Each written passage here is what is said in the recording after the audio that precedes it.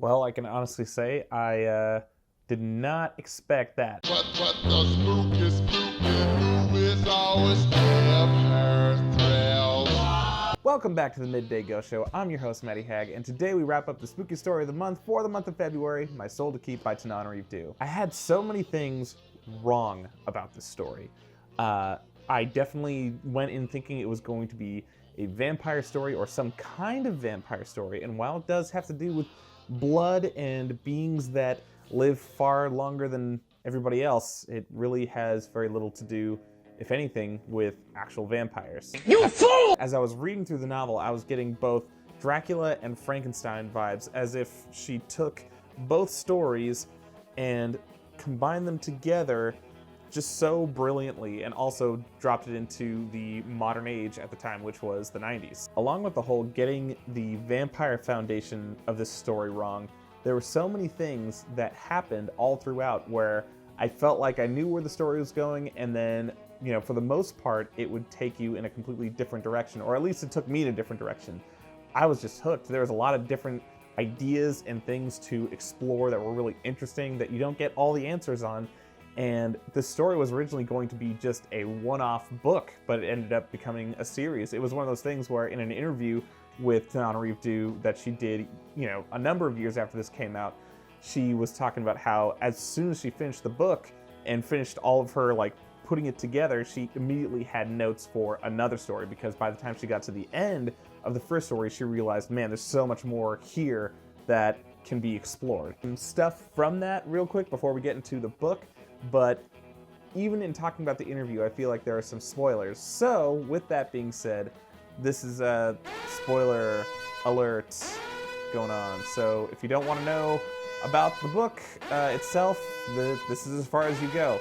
We'll see you in like the last minute. Maybe skip ahead. Could be less than a minute. Who knows? You'll just have to use the force. Anyway, getting back to the interview. There was a really interesting point where she's talking about how some elements of the story have been floating around in her head since high school. Like, for instance, there was a poem that she wrote in high school called The Eternal Man, where in looking back at it, there are elements there that reflect the character of Dawit in the story and how he came to be, and also his sort of sense of removal from everyone else. I thought it was really interesting when she was talking about how she came up with the character of Dawit, and how she was really concerned with, how do I write a believable character who's supposed to be 500 years old? And how, you know, in preparing for it, she realized she can't just cover 500 years worth of history. So she decided to cover 3 different historical eras that would have occurred in his 500 years. So the 1500s Ethiopia, the slave trade in America, the jazz age in the early 1900s, and then, of course, covers the present at the time, which was the 90s. What's interesting is that this whole story comes from her general fear of loss and of dying. And that's a feeling that most of us share, and sort of exploring what would happen if a person couldn't die, if they never died, never aged, nothing ever happened like that. And the idea of being this thing that can stand still in a world that is in constant motion, and what that would do to a human mind, spirit, you know, all those sorts of things. What would that do to you if you just, you know, were constantly around and things were falling apart? And how, you know, there's these people who've sort of figured out how to sort of be content in that living eternally. And there's Dawit, who is exploring, you know, the mortal life. He wants to enjoy the things that mortals enjoy, and that tends to hurt him. So over the years, Dawit is living this immortal life and begins to engage more with mortal things, you know, eventually falls in love unintentionally and then really enjoys the experience, but then is heartbroken when that person dies for whatever reason, and then kind of keeps reliving in that pattern. Like, time will go by, and then he'll find someone new, and then he'll have a family, and then they'll die, and then he kind of just keeps moving on.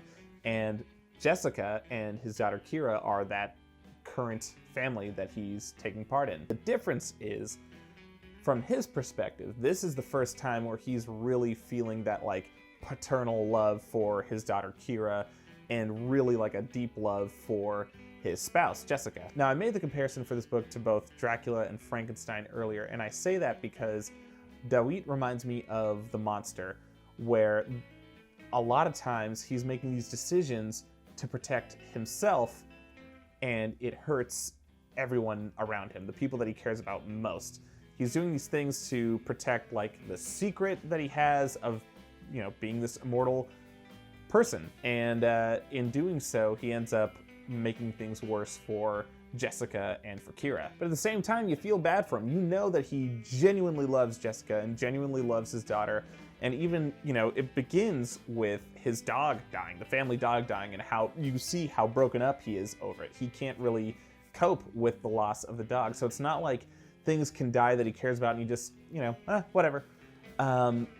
He's actually invested, but at the same time, later in the story and, you know, all throughout, he's killing these people because he thinks it's what he needs to do, and it just always ends up backfiring. It always ends up kind of selling him out more. But moving on from Dawit, I want to talk about Jessica, who, if we're comparing this story to elements of Dracula and Frankenstein, I feel like she's kind of like Mina Harker is in Dracula, at least 3/4 of the way through the story, when she drinks Dracula's blood and is able to kind of like have a sense of where he's at. It's the kind of story where she's progressively finding these little bits and pieces of clues of why these people are dying, and eventually realizes that the cause of all this death has been her husband.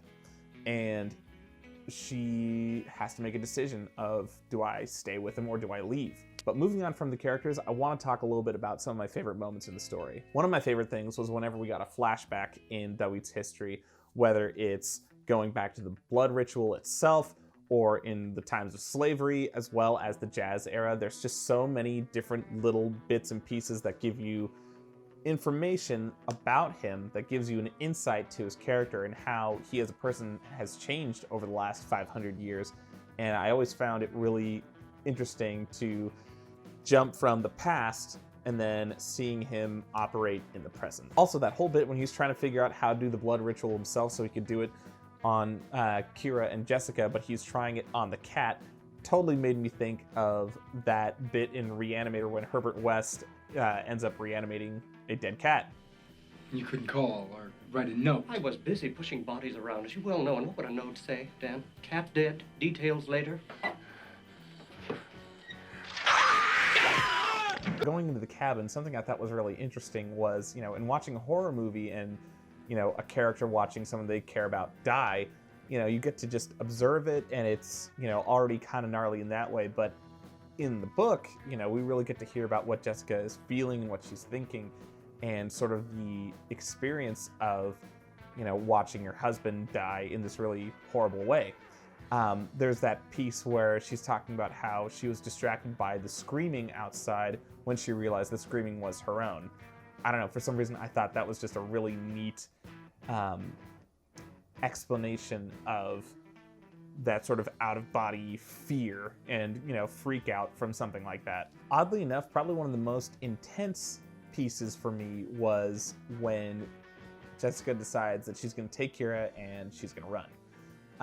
And, you know, they get in the car and they take off under one pretense of like going to the store, and then ends up just like fleeing and all of that. I mean, what was her plan? You know, I think about that, like trying to put myself in that same situation.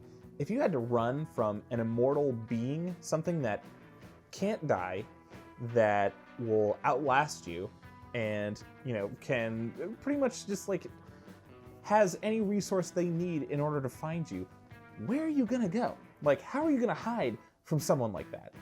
Just that concept of you literally can never stop running, just, I don't know, sounded real intense to me. But the whole thing at the motel was what really shocked me, because I feel like, you know, there's some rules in horror that most people follow, and this did not follow those rules. And to kind of set it up a little bit, you know, Jessica and Kira are on the run. They're being chased by one of the searchers, Mahmoud, who is also an immortal and is coming to kill them.